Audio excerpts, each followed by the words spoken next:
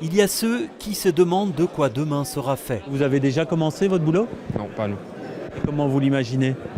On n'imagine pas trop, on ne sait pas. On verra bien comment ça se passe. Ceux qui en ont une vague idée. J'ai passé donc ma première journée à la gare, donc j'ai pris les plates. Et donc à l'avenir, ce sera donc les patrouilles ou la garde par roulement. Et ceux qui sont déjà sur le terrain depuis quelques mois. Ça arrive que nous tombions sur des faits en cours, donc des vols dans le métro, etc. Donc des agressions, des bagarres, des personnes en état d'ivresse, des personnes en errance. C'est diversifié, on va dire. Des profils très différents donc. 250 de ces 400 nouveaux policiers sont affectés aux 6 zones de police.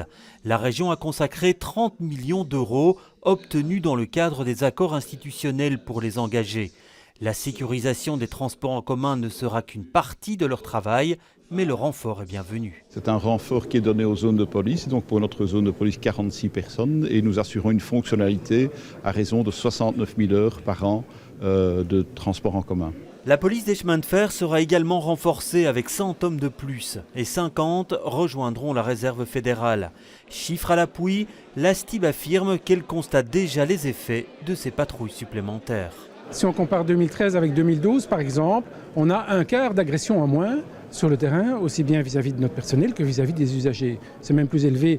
Si on divise le type d'agression, les agressions verbales ont diminué de 35%, ce qui est gigantesque. Il aura fallu plus d'1 an pour engager et former ces nouvelles recrues.